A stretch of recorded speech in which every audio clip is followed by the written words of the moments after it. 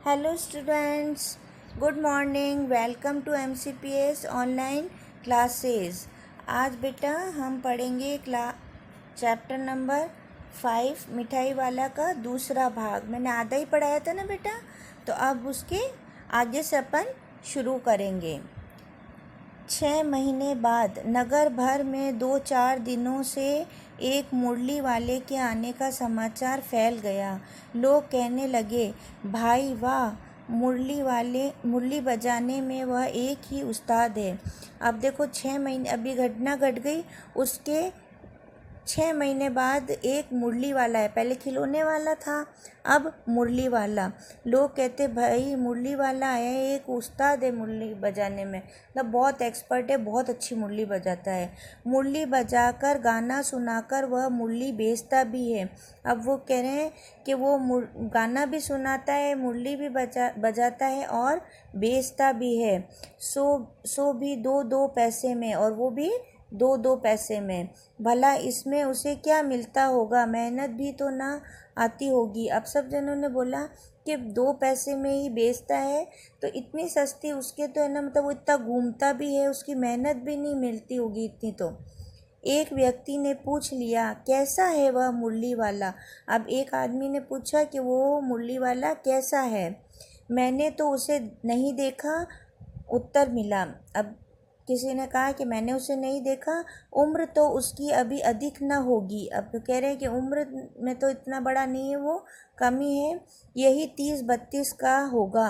दुबला पतला गोरा युवक बीकानेरी रंगीन साफा बांधता है। वो कह रहे हैं कि 30-32 साल का है, और वो गोरा सा दुबला पतला सा युवक है और बीकानेरी साफा बांधता है।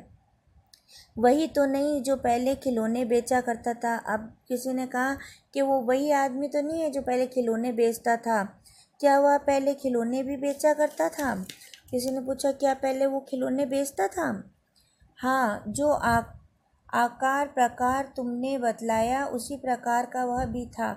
अब एक आदमी ने कहा कि हाँ, जैसा कि तुम बता रहे हो ना, वैसा ही एक आदमी मतलब खिलौने बेचने आया करता था पहले, तो वही होगा। पर भाई है वह एक उस्ताद। अब उसने कहा हो सकता है वही होगा, मगर वो है बहुत बड़ा उस्ताद है।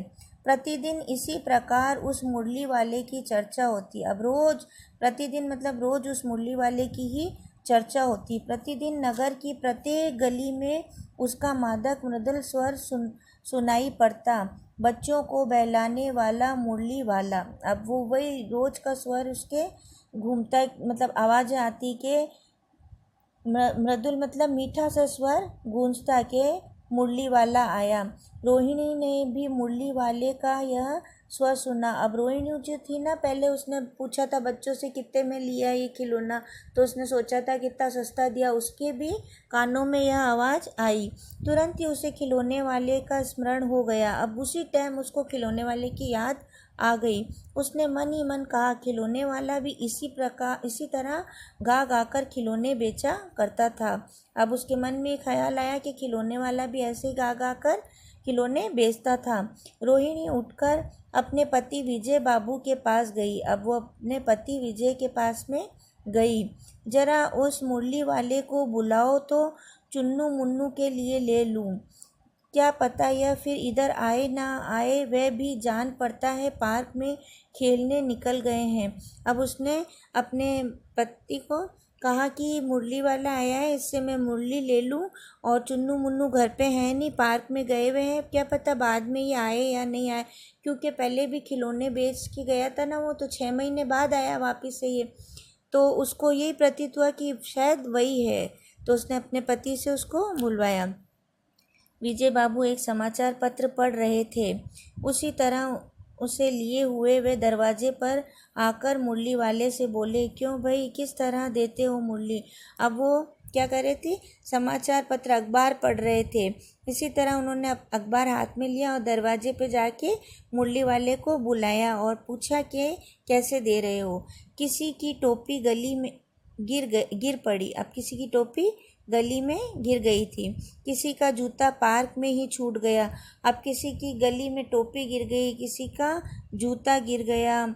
यानी बच्चे जैसे मुरली वाले को देखते ऐसे पागल हो गए, उसकी आवाज़ सुन के किसी का जूता गिर रहा है, किसी की उनको कोई सुध नहीं है, वो तो दौड़ते हुए आ रहे हैं। और किसी की सुतनी मतलब पाजामा ही ढीला होकर लटक आई है।